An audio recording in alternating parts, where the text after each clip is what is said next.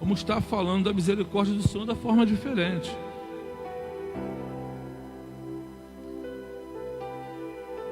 Amém, meu irmão? Então tu fica atento, porque eu tenho certeza que Deus quer falar conosco nessa noite.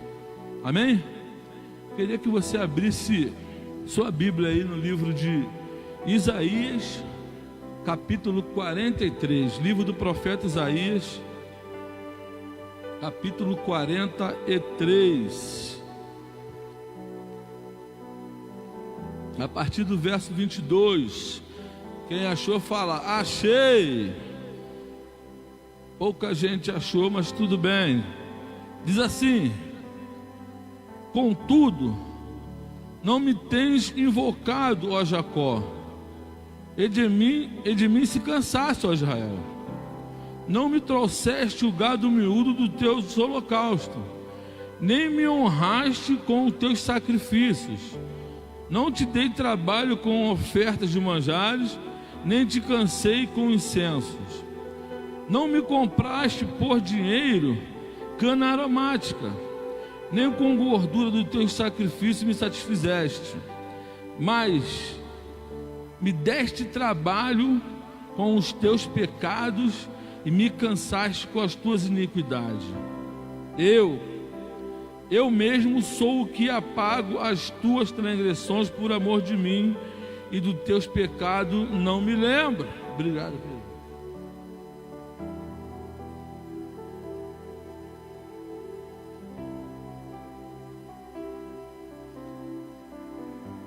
Dos teus pecados eu mesmo sou o que apaga as tuas transgressões por amor de mim, e dos teus pecados não me lembro. Desperta-me a memória, entramos juntos em juízo. Apresenta as tuas razões para que possais justificar-te. Vou repetir, verso 25 e verso 26 diz assim, fala comigo, eu mesmo sou quem apago as suas transgressões por amor de mim, e dos teus pecados não me lembro mais. Desperta-me a memória, entremos juntos em juízo. Fala com vigor, apresenta as tuas razões para que eu possas justificar-te. Amém, querido? Isaías foi escrito mais ou menos 740 a 701 a.C. 740 a 701 a.C.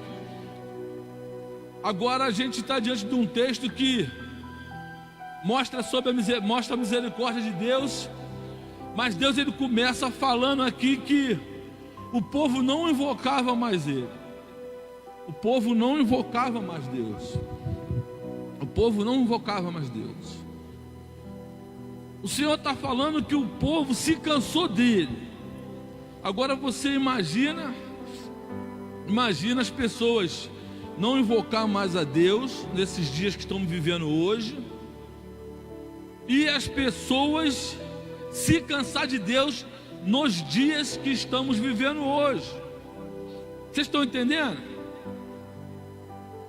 Não oferecia mais holocausto a Deus. Não oferecia mais holocausto a Deus.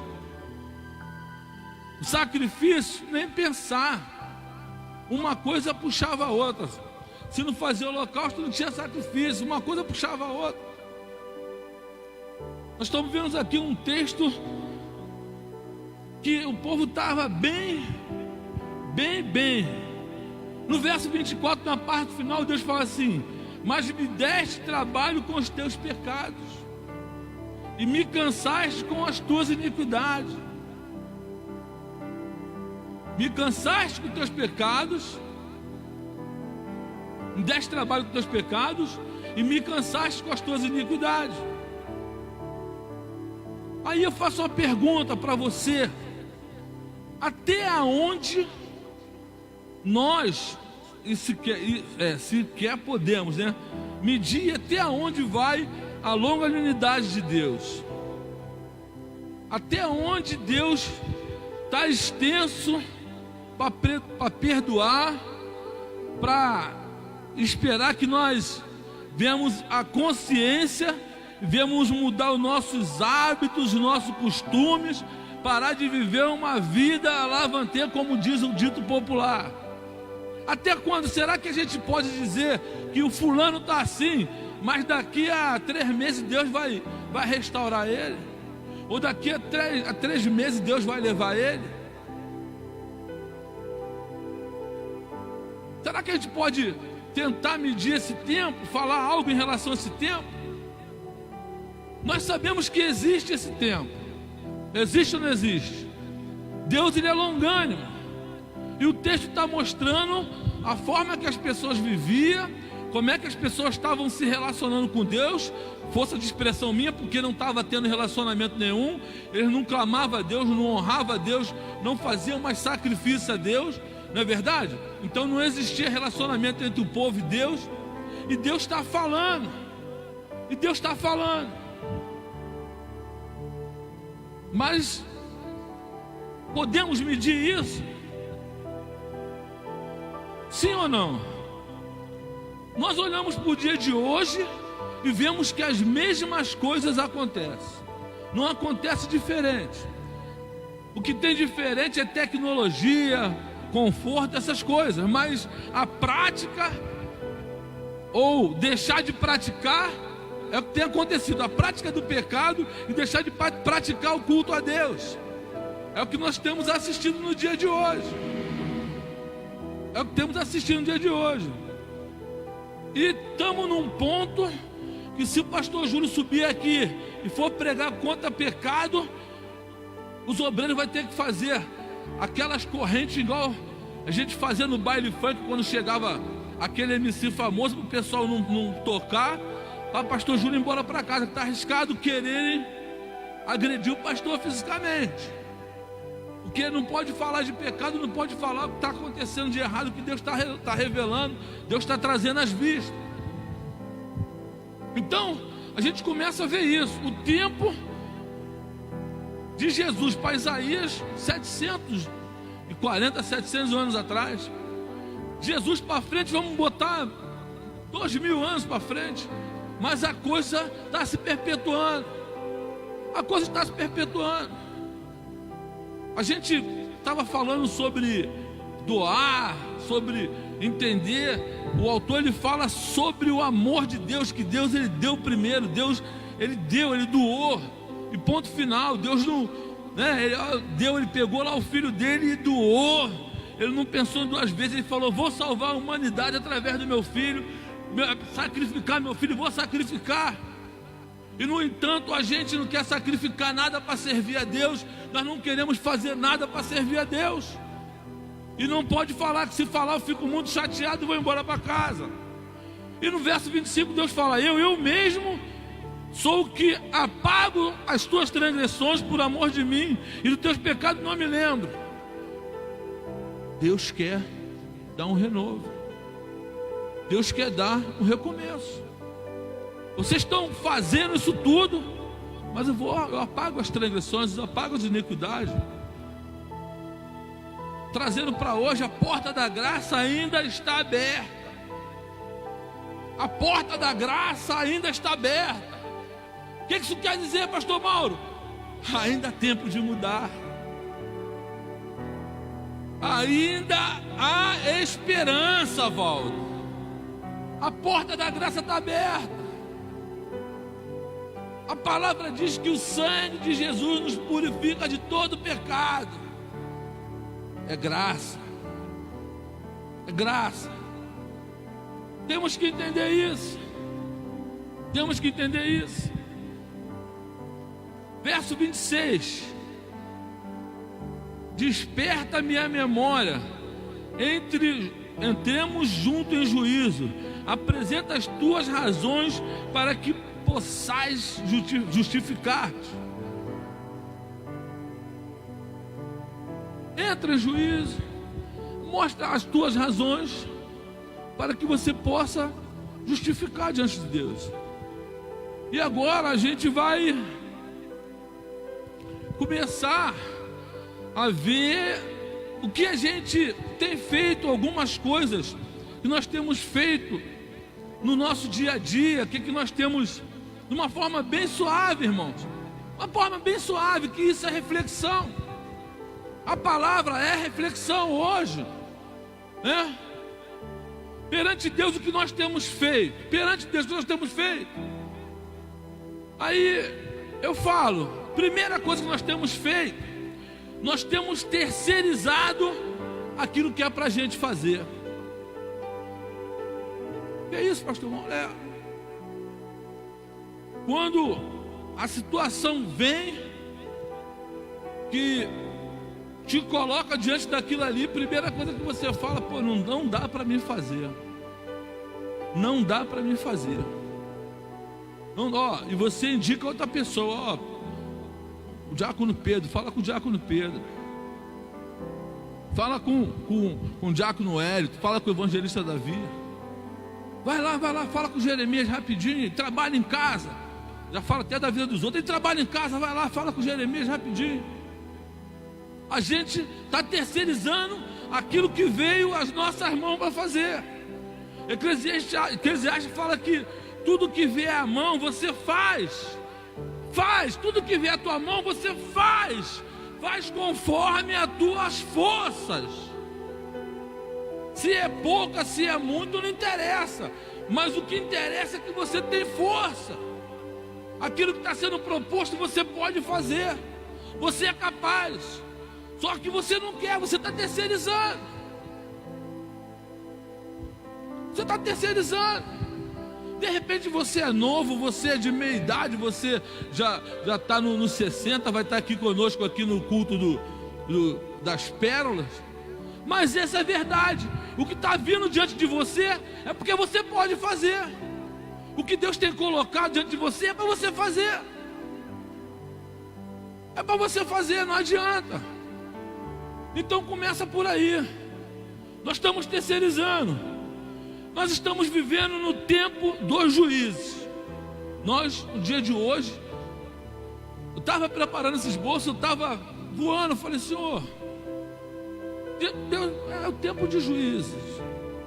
Por que tempo de juízes, pastor Mauro? Ninguém é de ninguém. Ninguém respeita a liderança. Todo mundo faz o que quer. Quer ver?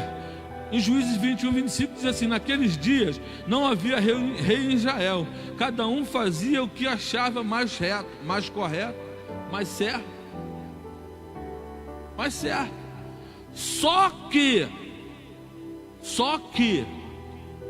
eles já tinham a lei de Moisés. Tinha ou não tinha? Na época do juízo não tinha a lei de Moisés? Já não tinha a tábua da lei?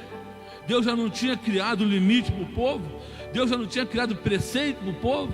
Deus já não tinha dito através da lei que era para eles guardar a lei dele, vigiar, cumprir? Agora, qual o motivo disso tudo? Qual o motivo disso tudo? Eu estava perguntando a Deus, Senhor, por que a gente se cansa? Eu estou colocando no plural, tá, gente? Por que a gente se cansa de fazer as coisas para você? Porque para fazer as coisas para o Senhor o sacrifício é maior. Mas quando Deus fica quieto, quando você não ouve, também é resposta. E eu subentendi que não é demônio, que a gente não está fazendo essa preguiça, esse se arrastar, não é porque é o demônio da preguiça, não. É porque a gente não quer. É porque a gente não quer mesmo. Simplesmente isso. É porque a nossa consciência, a gente acha que Deus não merece. Eu faço o que eu quero fazer e está tudo certo. Eu faço o que eu quero fazer e está tudo certo. Então a gente começa a assistir isso aí. Por conta disso, o povo sofreu.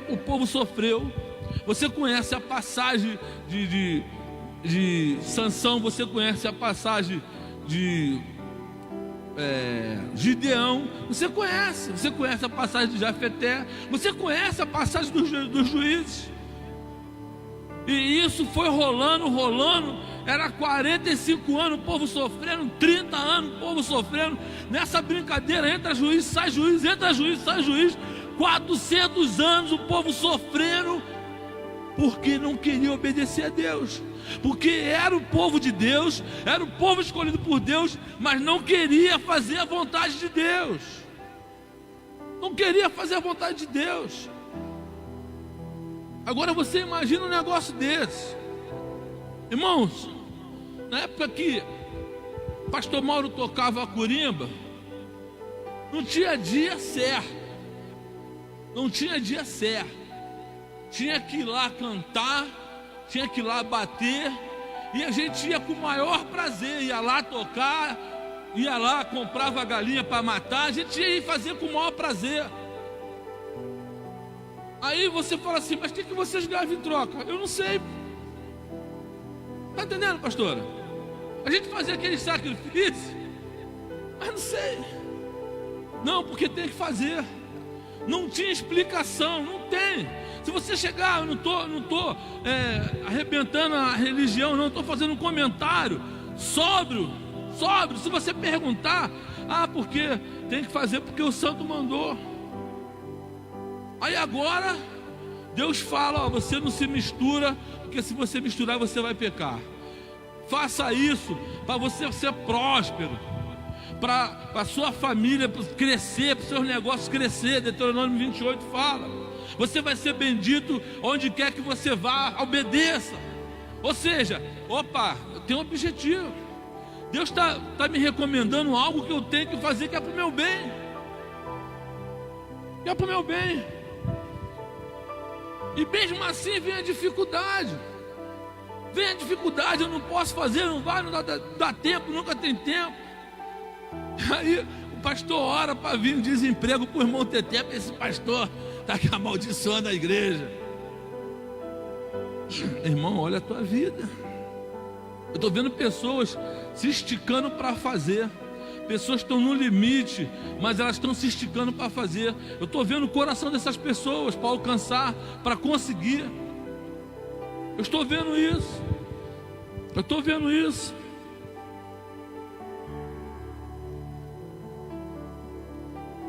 Em Juízes, verso capítulo 2, do 1 ao 3. Obrigado, pastor. Por isso que o pastor é anjo, tá vendo?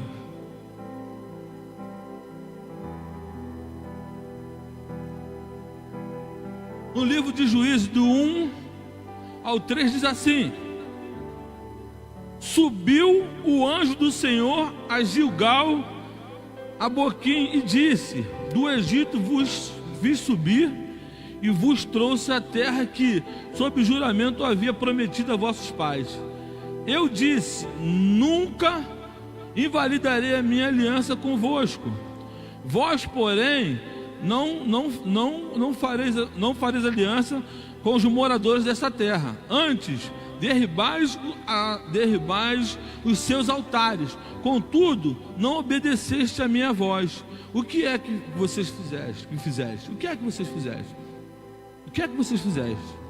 Pelo que também eu disse: não os expulsarei de diante de vós. Antes vos serão por adversário, e os seus deuses vos serão laços. Esse anjo aqui está com A maiúsculo. É Deus falando com o povo.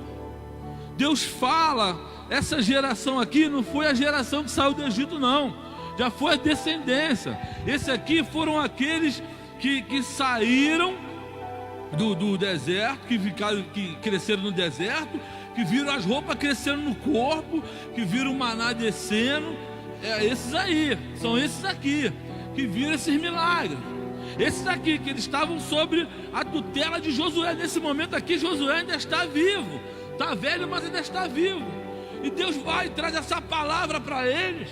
E aí você começa a ver por que a pessoa está tropeçando, por que a pessoa está cambaleando, por que a pessoa não está se fixando, por que a pessoa não está se erguendo, porque cada vez mais é declínio, e pensa que a igreja quer mudar de igreja, porque não está obedecendo. Porque não está obedecendo, porque não está fazendo o que é reto, Senhor. Porque não está fazendo o que é reto, Senhor. No verso 4, parte final, diz assim: levantou o povo a sua voz e chorou.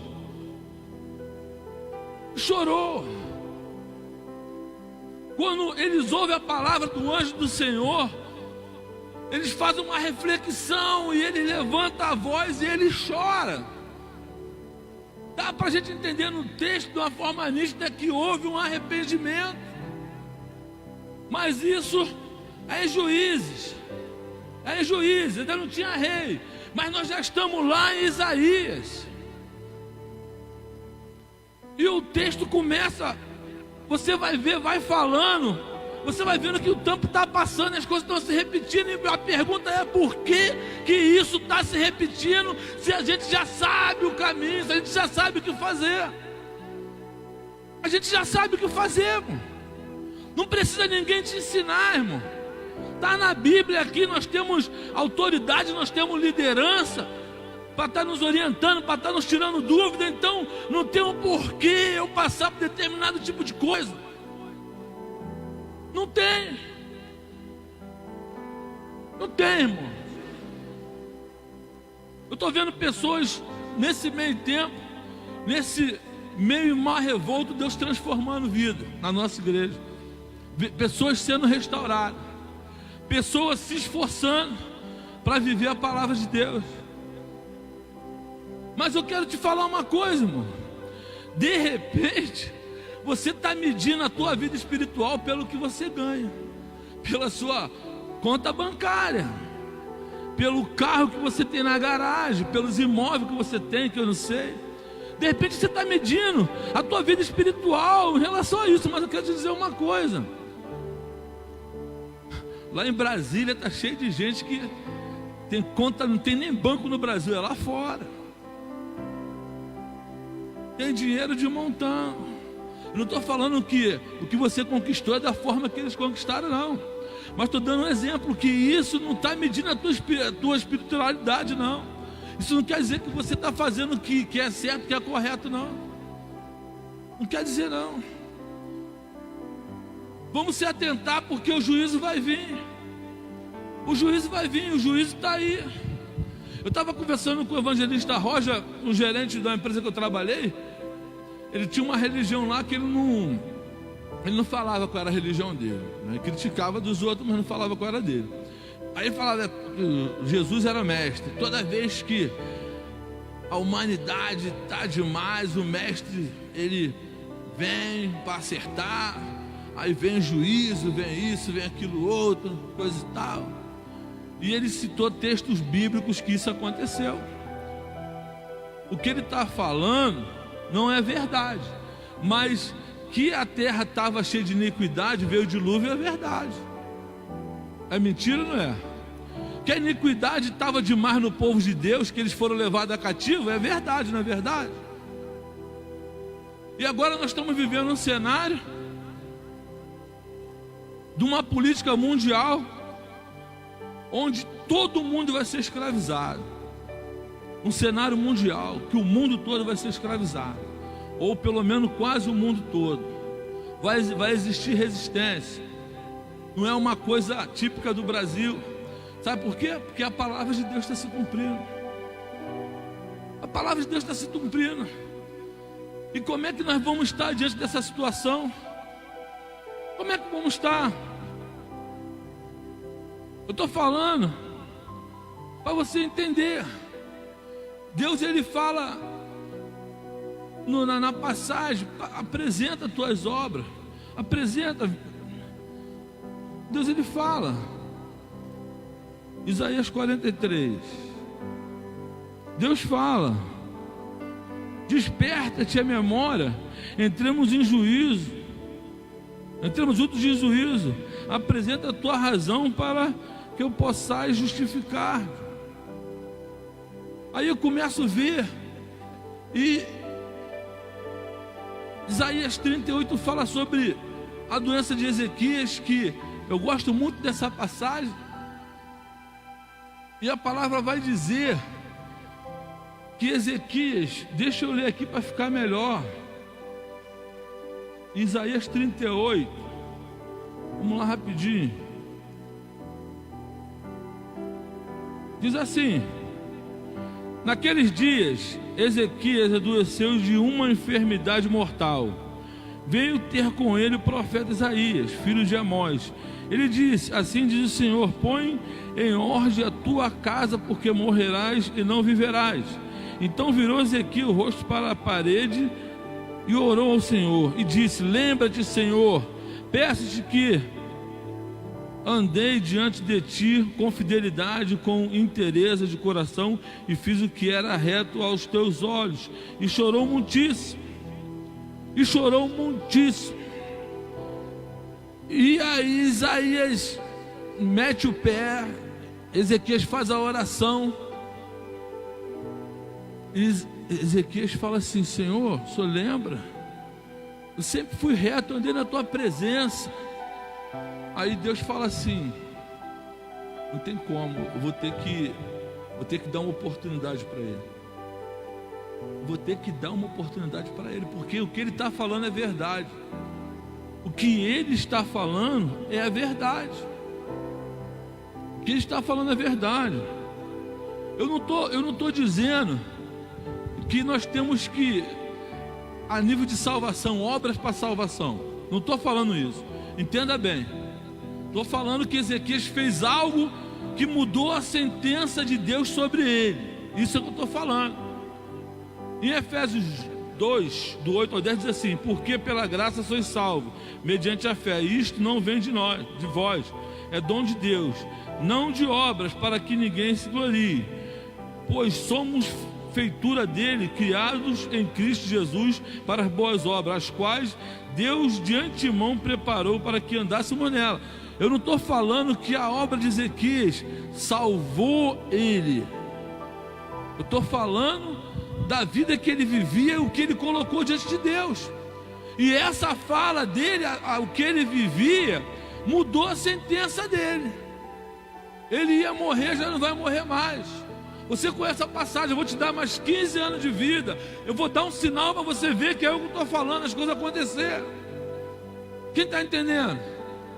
Não é só salvo pelo que eu vou fazer, mas a tua vida, como você vive, chega numa hora que a tua oração com sinceridade muda a história, ou prolonga o tempo. Você está entendendo isso? Você está entendendo isso? Ezequias ficou doente, a doença era para a morte. De Ezequias, ele fala para Deus: só lembra, só lembra, só lembra, só lembra, lembra. Eu lembro sim, vou te dar mais 15 anos de vida.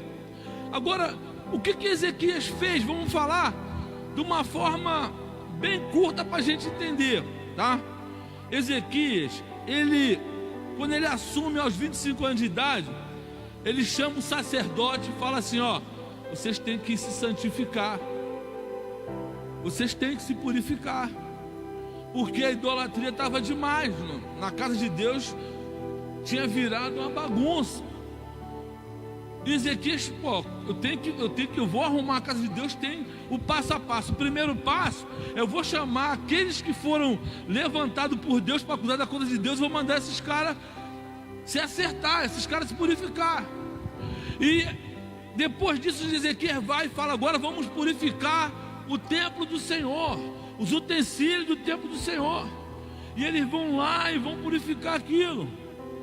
E ele vai restaurar o culto ao Senhor. Aí volta aquilo que Davi deixou organizado, era louvor de dia e de noite, pessoas compondo. E Ezequias restaura isso. Ezequias restaura a questão do dízimo, que eles já não estavam dizimando mais, e os sacerdotes e os levitas teve que cada um correr atrás do seu prejuízo. Agora eu te faço uma pergunta: essas coisas no momento, na época ali para Deus, foi bom ou foi ruim? Agradou ou desagradou a Deus?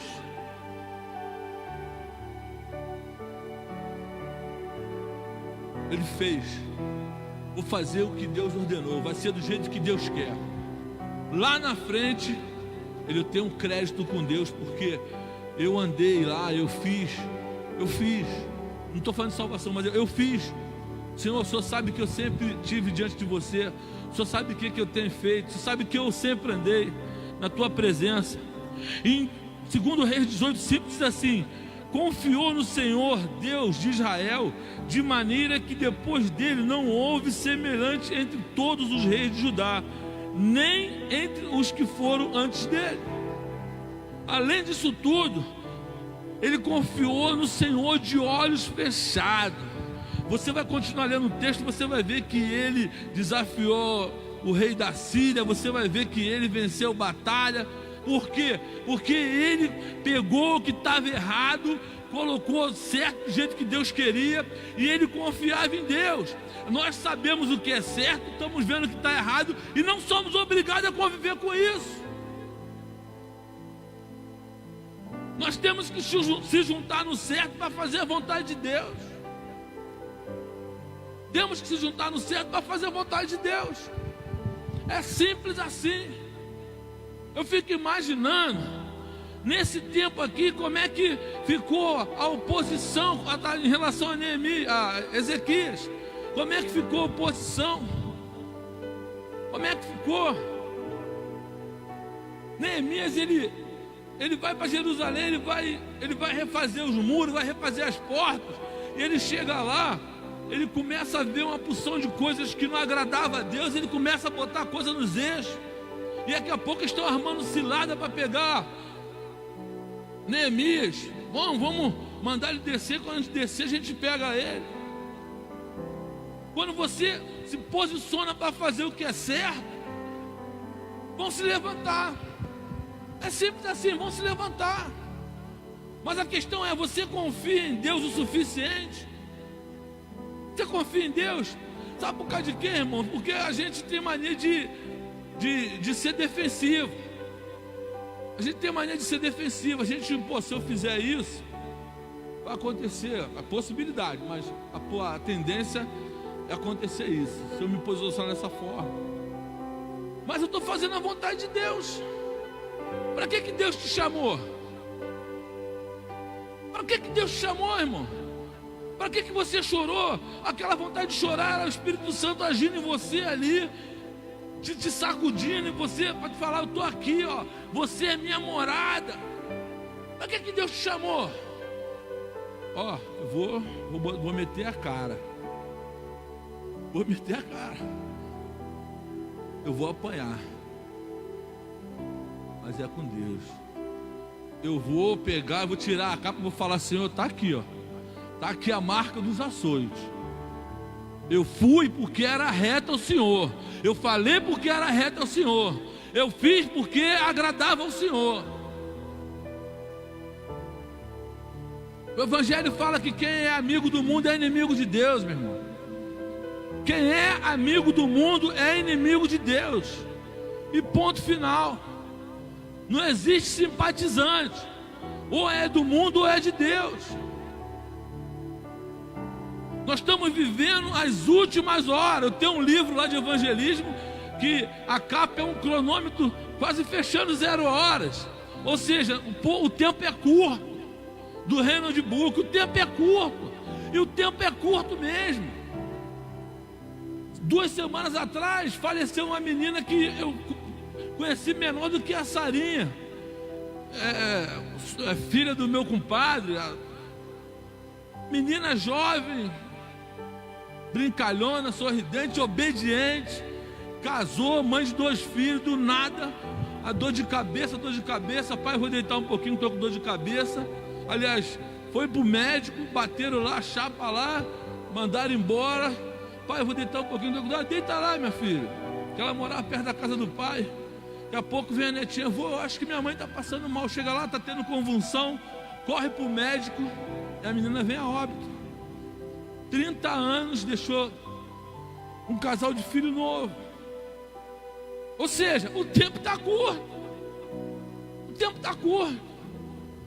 Não sei se o pastor Júlio lembra do pastor Batista Nacional que congregava no morro, lá no Borel, que morava em Mesquita, estava vindo em casa, ali na fundação, ali na Oswaldo Cruz, tomou um tiro na cabeça de bala perdida. Pastor, uma benção. Estava vindo para casa. O tempo é curto. E eu tenho que tomar minha decisão. O tempo é curto, eu não posso ficar na mesmice. O tempo é curto, eu tenho que fazer a diferença. É simples assim. Não é fazer força não, é posicionamento. É isso aqui, acabou e pronto. Ah, irmão, mas aí o inferno vai vir. Que se dane o inferno, eu tenho Deus. Eu não estou preocupado com o inferno não, estou preocupado em fazer a vontade de Deus para não ir para o inferno. Essa que é a verdade. Eu estou com medo que o diabo está vindo atrás de mim, é problema dele com Deus. Ou tem guarda-costas ou não tem. A palavra diz que tem anjos ministradores que guardam aqueles que vão herdar o reino. Então não adianta, meu irmão, minhas costas é quente. Quem me guarda é Deus. Essa que é a verdade. Eu preciso me mudar de posição. Eu preciso entender que esse tempo aqui não é o meu tempo. Eu só estou aqui porque Deus me chamou para fazer a diferença. Deus não me chamou para ser melhor do que ninguém, mas Deus me chamou para fazer a diferença nas coisas em relação a Ele. A salvação, a libertação, a cura, a transformação de vida.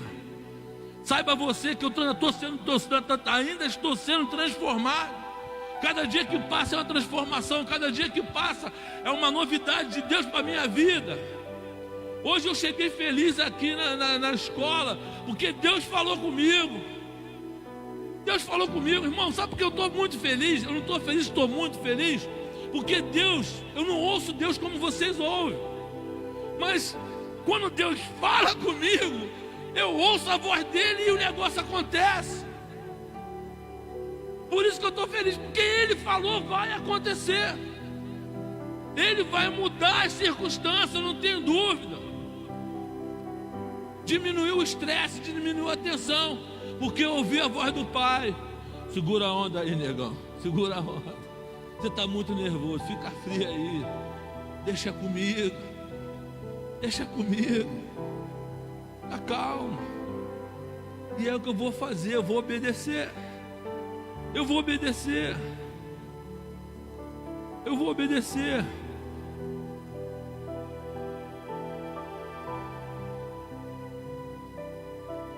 Amém?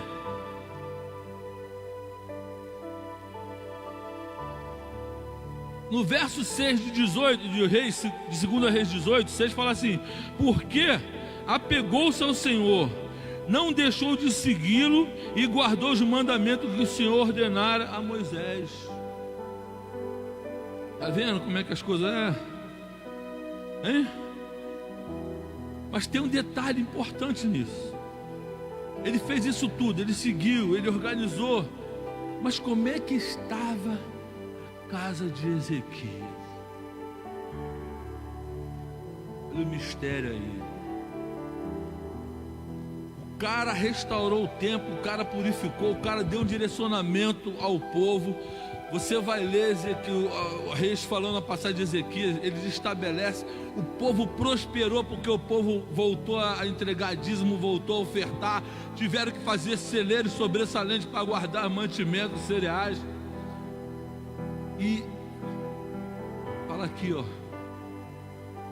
arruma a tua casa,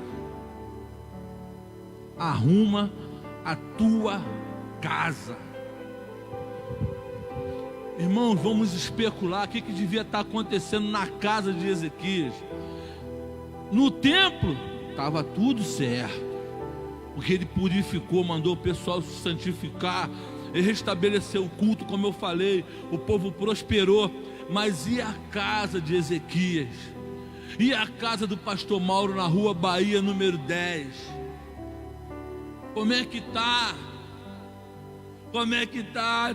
Pastor Mauro com a diaconisa Rosilene lá na Rua Bahia, com o Eduarda. Como é que tá? Como é que tá, irmão? Como é que tá a tua casa? Como é que tá a tua casa? Sabe por causa de quê? Que não adiantou nada ele fazer bem feito aqui, porque a sentença veio porque a casa dele não estava arrumada. Eu prego muito, eu canto muito, eu faço tudo muito, mas a minha casa está desarrumada, a sentença vem. Vem, irmãos. Não adianta pensar, não, vai vir. Não vem porque ele cuidava do tempo, não, porque ele não estava cuidando da casa dele. Alguma coisa estava de errado, alguma coisa estava fora. A doença era para a morte. Mas a palavra é porque arruma a tua casa. Você não vai viver, você vai morrer. Então às vezes não está tudo bem como nós pensamos. Eu estou aqui pregando, estou por cima da carne seca, vou para o restaurante, mas a minha casa não está arrumada. Minha casa não está arrumada. Não está arrumada. Eu falo de uma coisa muito complexa, porque estava conversando com a minha esposa do filho de crente. O cara bota uma caixa no portão com aqueles proibidão, a mãe crente, o pai crente, e aquele acontece que vocês já conhecem a letra, né? Vocês não vão para o baile funk, mas vocês conhecem a letra, a gente passa aí, a gente ouve isso. E como é que fica isso? Arruma a tua casa. Arruma a tua casa. A casa é tua, meu irmão. Quem manda lá é você. A responsabilidade é tua. Não vai tocar tuco-tuco aqui não. Vou meter ele a marreta e acabou. É desse jeito. Eu vou sair de casa. Deus te abençoe. Vem cá que eu vou te abençoar. Vai sair, vem cá, vem cá. Deus te abençoe. Vai na paz, meu filho. O Senhor guarda meu filho, guarda minha filha, guarda lá que for. Mas aqui não. Porque quando vir a sentença vai vir para mim. Porque eu sou sacerdote. É eu que sou sacerdote. A responsabilidade deles, Deus deu para mim.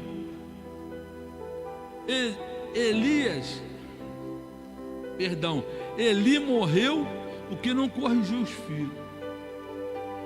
Veio a sentença, morre os filhos e morre ele. Precisamos olhar para a nossa casa. Precisamos olhar se tem alguma coisa fora daquilo que tem que ser. Precisamos olhar se a nossa casa está do jeito que Deus quer. Se realmente há espiritualidade em nossa casa. Se realmente há santidade em nossa casa. Porque isso vai se espelhar. Isso vai refletir. Isso vai se espalhar. E a sentença vai vir. E estamos falando de obras. Ezequiel fez essas obras todas. Ezequiel vai fazer essas obras todas. Temos que fazer coisas na verdade, segundo a luz do Evangelho. Nós temos que buscar a revelação de Deus para estar fazendo as coisas. Domingo passado nós falamos sobre como ouvir Deus, como é que saber se é Deus que está falando. E fomos unânimes, nós temos que ter a paz. Quando fala, a paz vem, é Deus que está falando. E se nós somos espirituais, não tem como nós vivermos materiais. Pastor Júlio fala no momento ofertório, o dinheiro é espiritual, o dinheiro é espiritual. Eu não posso gastar o meu dinheiro sem espiritualidade, porque meu dinheiro é consagrado, eu sou dizimista, eu sou ofertante. Se eu gastar meu dinheiro de qualquer maneira, eu vou viver limitado.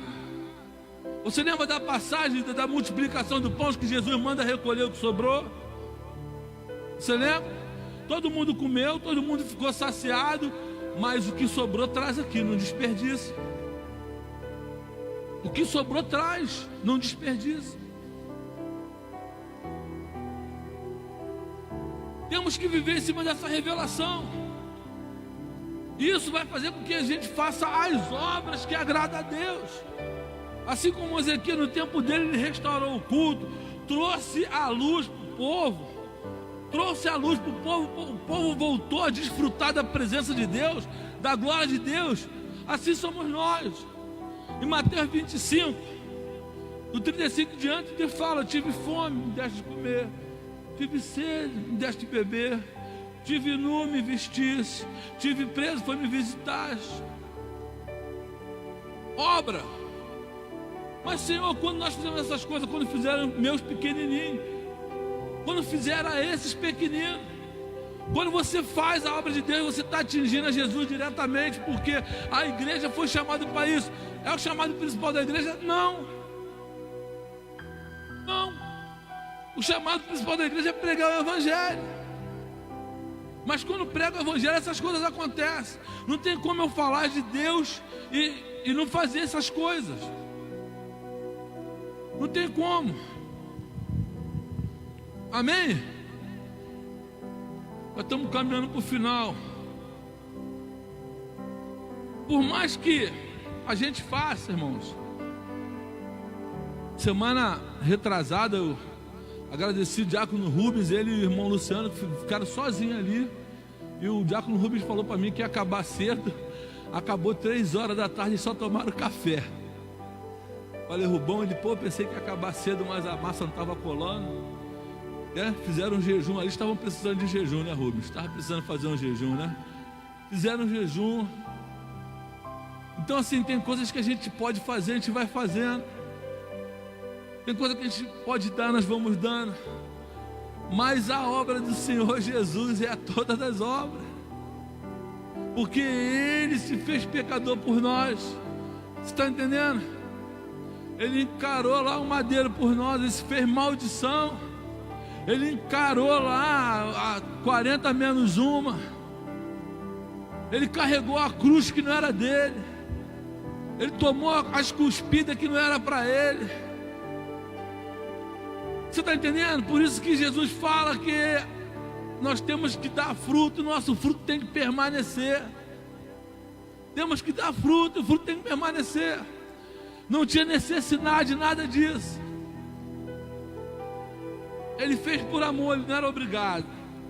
Ele fez por amor, ele não era obrigado. Uma obra que só ele poderia fazer, que era a obra da salvação. É a obra da restauração. Só Jesus podia fazer, ninguém mais podia fazer. Ninguém mais, ninguém mais. Por isso que Apocalipse fala que só ele podia desatar o selo. Nós não podemos morrer para salvar ninguém a nível de inferno. A gente não pode, não adianta. A gente pode até morrer para defender a vida de uma pessoa, mas isso não quer dizer que aquela pessoa vai para o céu. E se aquela pessoa estiver no pecado, você morreu em vão. Ah, mas você está querendo dizer que a morte de Jesus foi em vão? Não. Olha eu, olha você aqui. Olha aqui nós glorificando, exaltando o nome do Senhor. Você lembra do ladrão na cruz? Um reconheceu Jesus, outro não. Valeu a pena, valeu a pena. Mas a gente tem que entender a misericórdia. Nós temos que entender isso. E nós temos que parar de contar com isso. Por quê? É uma arrogância? Não, prepotência não. Porque nós temos que entender, não, se não é para mim fazer, eu não vou fazer.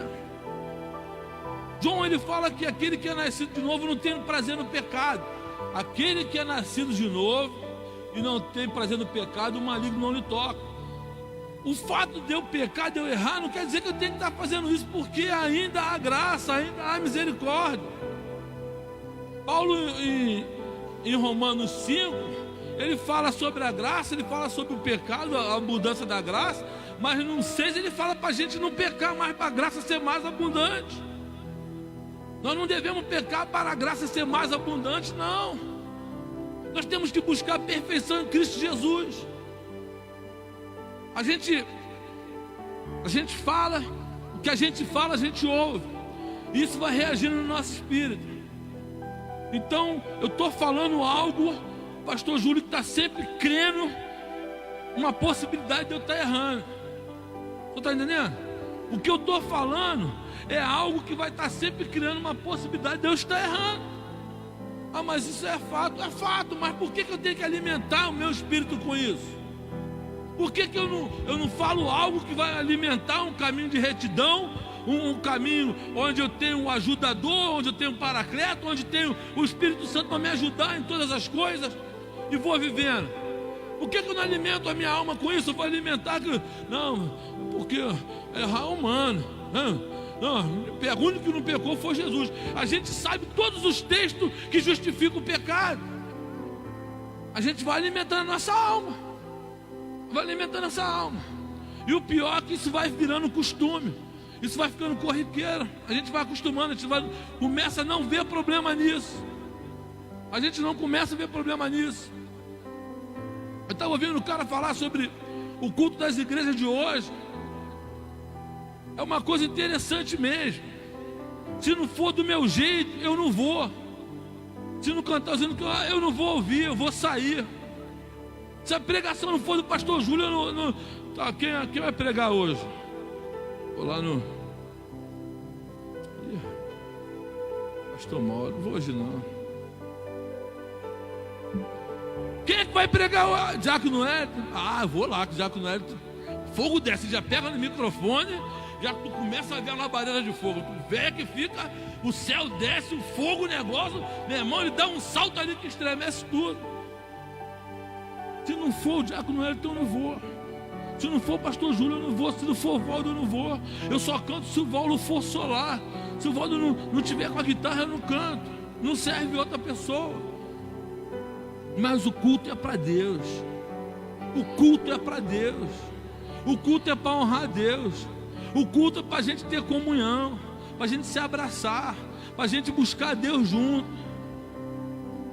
E eu estou colocando esses pormenores. Isso está me enfraquecendo e eu não estou vendo. Isso está me enfraquecendo, eu não estou vendo sintomas. Quando eu fico sem comer, eu não gosto de levar a comida, porque eu não gosto de comer comida fria. Eu como comida de 10 anos, se não tiver estragado eu como, não tem problema nenhum, mas esquenta, por favor. Quando eu for na tua casa lá, se o arroz for do dia anterior, não tem problema não, tá? Estou deixando já uma palhinha, né, pastor? Convidar lá, não faz mal que o arroz é de ontem não, eu como, mas que seja quente. E se eu passar muitos dias sem comer no almoço, chega uma hora que eu sinto a reação no meu corpo. Aí eu levo o meu kit de sobrevivência. Mas, como eu falei, isso em relação à igreja, as pessoas elas vão falando, vão alimentando o espírito com aquela fala, e elas não estão percebendo que elas estão definhando, que elas estão ficando desnutridas, que o que a fala delas está correspondendo com aquilo que elas estão vivendo em Deus. E aí como é que faz? Quando o pecado bate na tua porta, quando a moleza, né? Aquela coisa fácil aí, pô, é 50, mas me dá 5 e tá tudo certo. Aí, Valdo, tá vendo essa guitarra aqui? A marca eu conheço, é 5 mil dólares. Não, mas você é meu amigo, dá R$1.000. Aí faz o cheque, faz o pix. Opa! Se não tiver em Deus, vai dar os R$1.000 na hora. Se não estiver em Deus, quando tiver aquela fila lá de produto duvidoso lá, vai comprar. Aí, quando tiver faltando as coisas em casa, vai faltar. Sabe por causa de quê? Que você meteu a mão lá, ó. Um produto que de repente tem até sangue de um chefe de família. Um produto que às vezes tem até sangue de um chefe de família. Você está cheio do Espírito Santo. Troca 50 aí, parceiro, troca 50. Não fala nem mais direito, já virou malandro na fila lá da facilidade. Você nem fala mais, irmão, Pai do Senhor, me dá só 2 caixinhas aqui. Ah, não, né? Já cheio demais, pai, maninho, parceiro legal, me dá 2 caixas de leite, me dá aí, tá na validade, né? Tá na validade. Aí, ó, dispensa da tua casa começa a secar, as coisas começam a estragar. É o irmão que tá de olho grande, é o irmão que eu comprei um sapato novo, botou o olho grande. É que eu falei que fiz compra no Guanabara, que eu fiz compra ali, aqui. Não é não, irmão, é a vida do pecado. É a vida do pecado.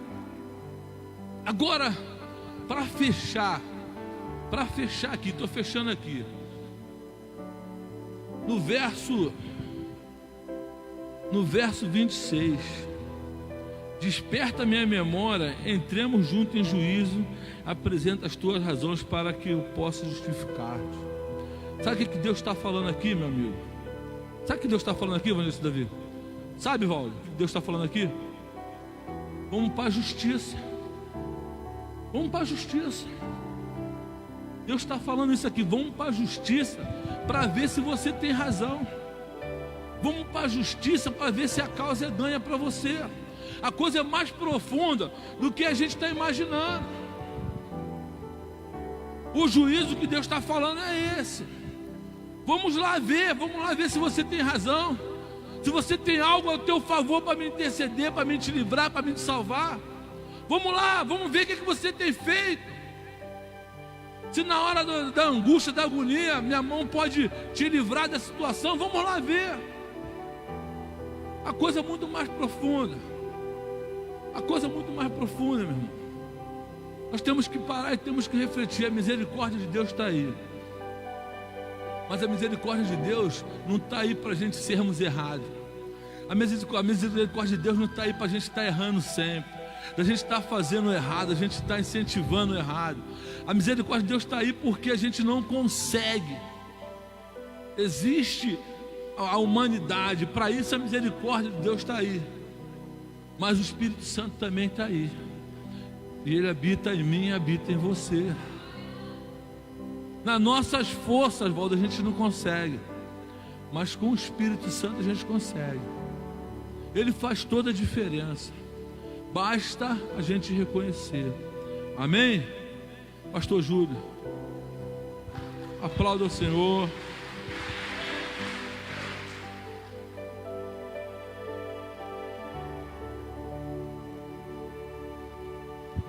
Quero te convidar a se colocar em pé. Ministério de louvor. Amados, repita comigo: a misericórdia de Deus.